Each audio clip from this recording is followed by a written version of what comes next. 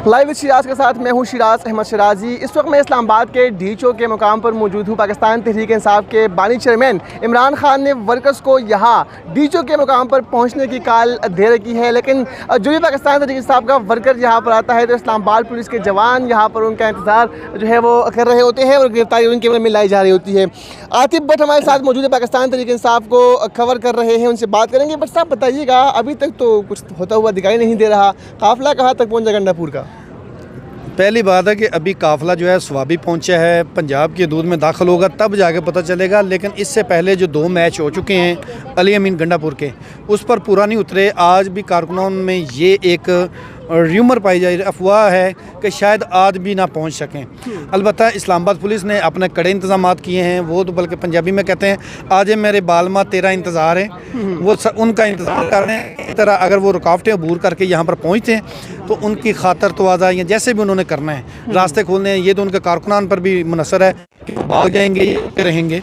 वैसे तो पीटी के कारकुनान भागने वालों में से नहीं है, लेकिन ये तय करेगा जब वक्त आएगा। लेकिन इससे कबल भी जो लाहौर में टाइम दिया गया जलसे के वक्त, उसमें भी अली अमीन गंडापुर टाइम पर नहीं पहुंच सके।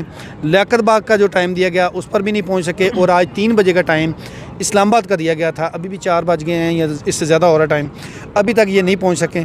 अब देखते हैं कि अली अमीन गंडापुर अपनी जो माजी की 2 रवायात हैं उसको बरकरार रखते हुए रास्ते में ही कॉल ऑफ करते हैं, एहतजाज करते हैं या यहाँ तक आते हैं। हालांकि इमरान खान ने उनको डांटा भी था कि ये कॉल ऑफ क्या होता है, एहतजाज तो कॉल ऑफ नहीं होता। एहतजाज तो होता है कि अपनी मंजिल तक पहुँच के और आपने करना है। और अभी भी आज उन्होंने एक बयान दिया है कि हमने एहतजाज के लिए पहुँचना है तक कि हमें नहीं उसको कॉल ऑफ करें तब तक हम अपनी मंजिल पर पहुंच के रहेंगे। अब हम भी इधर डी चौक में खड़े हैं, उनका इंतज़ार कर रहे हैं। कुछ हमारी टीमें मुख्तलिफ जगहों पे हैं, तो अब देखते हैं कि वो यहाँ पर किस वक्त तक पहुँचते हैं। हाँ, ये ज़रूर कहा गया था बानी तहरीक इंसाफ की जानिब से कि जब आपने डी चौक 1 दिन लगे, 2 दिन लगे या 3 दिन लगे, आपने पहुँचना है। और एक और जुमला उनको बड़ा अहम कहा गया था कि लियाकत बाग का जब कॉल ऑफ किया उसके बाद मीटिंग हुई तो इमरान खान कहते हैं कि अली अमीन अगर तुम लियाकत बाग पहुंच जाते तो बहुत बड़े लीडर होते। और आज उन्होंने उस जुमले को भी यहाँ पर साबित करना है डी चौक पे पहुंचकर कारकुनान के हमरा के वो बहुत बड़े लीडर हैं या नहीं हैं, आज उन्होंने साबित करना है। मोबाइल सर्विस बंद है, इंटरनेट सर्विस बंद है, स्कूल कॉलेज यूनिवर्सिटियाँ बंद है। आप समझते हैं कि इस एहतजाज से जो या अब तक जो कुछ हो रहा है इससे जो खान साहब के मकासद थे वो हासिल करने में कामयाब हुए हैं? देखें, मकासद जो हैं, जितनी तारीख़ अगर उठा के देखें ना पाकिस्तान की, तो मकासद जो हैं वो सड़कों पर सियासत करने से हासिल आज तक नहीं हुए। वो मकासद हासिल होते हैं दूसरा रास्ता है जिसको बैकडोर रास्ता कहते हैं। अगर बैकडोर जब मामला शुरू होंगे तो तब अब नवाज़ शरीफ है, उन्होंने वोट को इज़्ज़त दो का नारा लगाया और सारा कुछ किया, फ़ौज पर तनकीद की, बाजवा पर, फैज़ हमीद पर। लेकिन अल्टीमेटली मुज़ाकरात किन से किए, किन के साथ बैठे, कब जाके ये मामला सेटल हुए, कब अदालतों से रिलीफ मिला? उससे पहले तो अदालतों में जलील हो रहे थे, जेलों में भी थे। तो वाहिद रास्ता आज तक की तारीख़ में यही है कि जो बैकडोर राब्ते करके मुज़ाकरात करके, लेकिन इमरान खान डटे हुए हैं कि वो बैकडोर मुज़ाकरात नहीं करेंगे, ना ही इस तरह का कोई NRO लेंगे।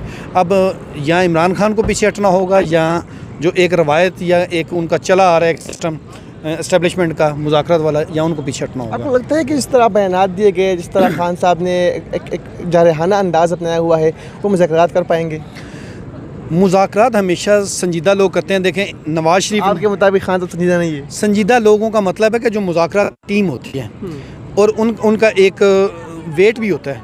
अब नवाज़ शरीफ फैज़ और बाजवा को बुरा भला कहते थे, शहबाज शरीफ इंतहाई धीमा, कुछ होते हैं हार्ड हिटर में, कुछ होते हैं सॉफ्ट। इनके पास हार्ड हिटर तो सारे हैं, सॉफ्ट हिटर कोई भी नहीं है। और वो था शाह महमूद कुरैशी, और वो इस वक्त खुद जेल में है, जो कि ये सारे मामला को पॉलिटिकली ये कानूनी तौर पर तो अच्छा खेल रहे हैं, लेकिन आज तक कानूनी तौर पर रिलीफ तब मिला है जब आप पॉलिटिकली एक डायलॉग कर चुके होते हैं। नून लीग को भी तभी मिला था जाके जब उनके मुज़ाकरात कामयाब हुए, तो उस वक्त उनको रिलीफ मिला, वरना उससे पहले कानूनी तौर पर रिलीफ नहीं मिला। कानूनी तौर पर रिलीफ मिल भी जाए तो फिर और कई केसेस बन सकते हैं बैकडेट में भी। बहुत शुक्रिया। आतिफ भट्ट साहब हमारे साथ मौजूद थे। आफ्ताब जहां से बात करेंगे, पाकिस्तान तहरीक इंसाफ की भी कवर करती है न्यूज़ वन के लिए। आफ्ताब, आप बताइएगा, आप सुबह से यहाँ पर मौजूद है और पाकिस्तान तहरीक इंसाफ का जब भी धरना होता है, रैली होती है, प्रोटेस्ट कुछ भी हो, ख़वातीन का अहम रोल होता है। आज भी यहाँ से कुछ ख़वातीन को गिरफ्तार किया जा चुका है। क्या समझती है कि मकासद में कामयाब हो जाएंगे? देखिए शराज, आज का जो एहतजाज है वो तो सुनने में तो यही आया था और अच्छा भी लगा था कि खान की कॉल पे खान जब से गिरफ्तार हुए, पहली दफ़ा उनकी गिरफ्तारी के बाद कोई ऐसा एहतजाज जो चीज़ों की तरफ। यहाँ से भी हमने देखा कि 5 को पहले गिरफ़्तार किया गया, उसके बाद 2 मज़ीद को यही से के ऊपर से गिरफ़्तार कर लिया है। मैं देख रही हूँ, पहले मैं फैज़ाबाद में थी, फैज़ाबाद में किया, वहाँ पे एक भी कारकुन उनका नहीं निकला। तो जो कह रहे थे कि खान की कॉल है, खान की ने कॉल दे दी है, अब तो अवाम निकलेगी, तो जो पहला वाला एहतजाज था जो लियाकत बाग के मुकाम पे किया था, सुबह से लेके शाम तक जो कारकुनान थे, जो अवाम थे, उनको खूब जलील किया, वो बर्दाश्त करते रहे, शेल खाया उन्होंने, डंडे उसमें मैं घर में था इसलिए। हाँ, हम दोनों की छुट्टी थी, ठीक है। तो उन्होंने भरपूर कोशिश की कि ठीक है, अब अगर एहतजाज कर रहे हैं, खान की कॉल है, वो निकल आए थे। एंड पे क्या मिला, जब वो लियाकत बाग के करीब पहुंच गए तो चेयरमैन ने कहा जी कॉल ऑफ कर दो। आगे से जिसका सबसे अहम किरदार था सीएम का, अली अमीन गंडापुर का, वो क्या किया उन्होंने, आगे वहाँ से जो कारकुन लेके आ रहा था, जो काफ़िला लेके आ रहा था, उनके ऊपर भी उन्होंने सख्तियाँ बर्दाश्त की, उसके बावजूद भी वो वापस चले गए। तो ओवरऑल जो पाकिस्तान तहरीक इंसाफ के जो क़ियादत की स्ट्रेटजी है ना, वो आपस में ही उनका इत्तेफाक कहीं पे भी नज़र नहीं आ रहा है। अगर हम बहैसियत पाकिस्तान तहरीक इंसाफ के बीट रिपोर्टर्स बात करें या कोई और भी देखे, तो उनकी अपनी स्ट्रेटजीज़ जो है वो एक दूसरे से इतने डिफ्रेंशिएट करते हैं कि वो एक दूसरे की जो फ़ैसले हैं उस पे ही नहीं उतरते हैं।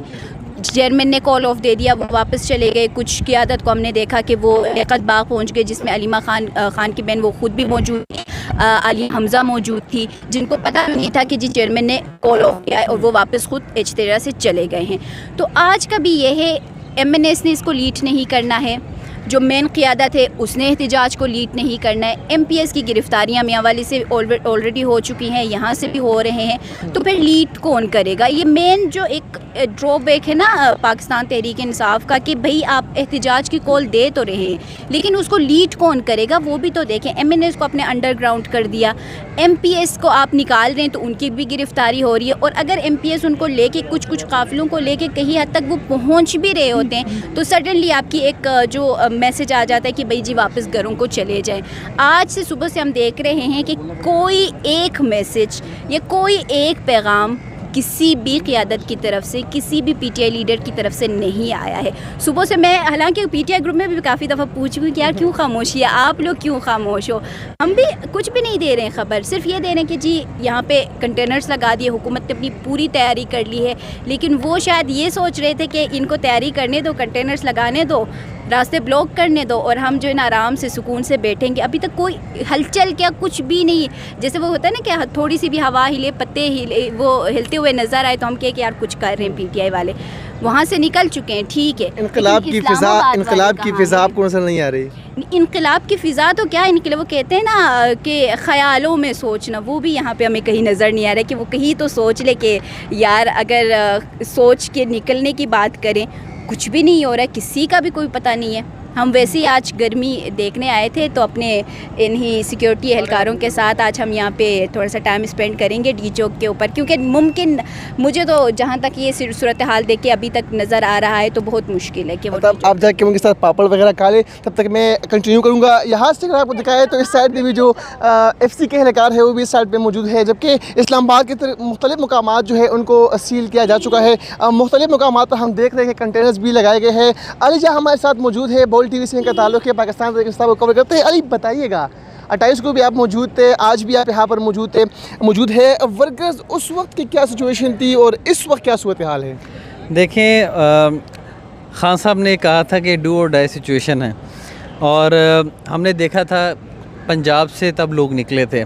आज जब डू और डाई सिचुएशन की कॉल दे रखी है पंजाब से, हमें उस तरह से पाकिस्तान तहरीक इंसाफ के कारकुनान क्या मरकज़ी क़यादत भी निकलती हुई दिखाई नहीं दी। यूँ लगता है कि पाकिस्तान तहरीक इंसाफ सिर्फ़ और सिर्फ खैबर पख्तूनख्वा में है, और जिसे कहते हैं ना, सारा बोझ अली अमीन गंडापुर के कंधों पर डाल दिया जाता है कि वो ही इस सब को लीड करेंगे, और वही अगर कारकुनान को ले आएंगे तो एहतजाज कामयाब हो जाएगा। मेरे ख़्याल में पाकिस्तान तहरीक इंसाफ को बहुत सोचना चाहिए तंजीम साजी पर गौर करना चाहिए और ख़ास तौर पर पंजाब के हवाले से उनको थोड़ी नहीं बहुत ज़्यादा सोच की ज़रूरत है कि वहाँ से भी लोगों को चार्ज करें, वहाँ से भी लोगों को इकट्ठे करें, क्योंकि ताहाल जो इतलात हमारे तक पहुँच रही हैं पंजाब से कोई ऐसी मूवमेंट हमें नज़र नहीं आ रही। इस वक्त हम डी चौक पे मौजूद हैं, आप भी सुबह से यहाँ से रिपोर्ट कर रहे हैं, आपको खिराज तहसीन पेश करते हैं। जो आपका जोश है, वलवला है, ज़बरदस्त रिपोर्टर हैं शराज अहमद शराजी। तो शराज साहब, आपने सुबह से रिपोर्ट किया है, आप यहाँ पे देख रहे हैं कि यहाँ पर कोई ऐसे इम्प्रेसिव क्राउड हमने नहीं देखा। एक दो लोग आते हैं, जब वो देखते हैं कि पुलिस की भारी नफरी है वो भाग जाते हैं, पुलिस उनको धमकी देती है तो वो भाग जाते हैं। इसी तरह हम 26 नंबर चुंगी पे भी देख रहे हैं, इसी तरह रावलपिंडी में भी देख रहे हैं। तो ओवरऑल जो गुज़िश्ता रोज़ की प्रेस कॉन्फ्रेंस थी मोहसिन नकवी साहब की, लग ये रहा है कि उसने कहीं ना कहीं असर किया। जो उन्होंने कहा था कि जो भी यहाँ का रुख करने की सोचेगा भी तो उसको आनी हाथों से निपटा जाएगा।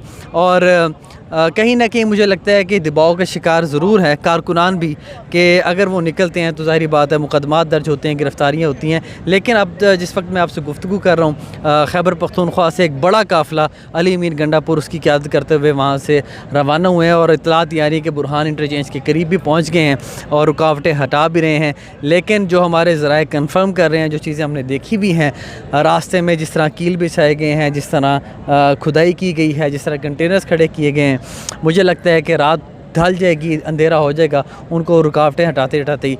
तो लेट नाइट यहाँ पे कुछ मौसीकी जो है, हल्की फुल्की मौसीकी जो होती है वो हो सकती है, लेकिन ताहाल यहाँ पे सुकून है, उसी की इंजॉय भी करेंगे। बहुत शुक्रिया जी हमारे साथ मौजूद थे। और अब तक की जो इतलात है वो ये है कि बुरहान इंटरचेंज तक अली अमीन गंडापुर का जो काफ़िला है वो पहुंच चुका है, लेकिन डी चौक के मुकाम पर कोई हलचल नहीं। सिर्फ जो एक दो के वर्कर आ रहे हैं उनको यहाँ से गिरफ्तार किया जा रहा है और पुलिस की भारी नफरी यहाँ पर मौजूद है। क्योंकि इस्लामाबाद के जो खारजी और दाखिली रास्ते है, तमाम रास्तों पर कंटेनर्स जो है पहुँचा दिए गए हैं। रास्ते मुकम्मल तौर पर सील है, इस्लामाबाद से ना कोई बाहर जा सकता है, ना कोई अंदर आ सकता है। तो अब देखते हैं कि जो अली अमीन गंडापुर का काफ़िला है वो यहाँ से कैसे पहुँचता है। इजाज़त दीजिए।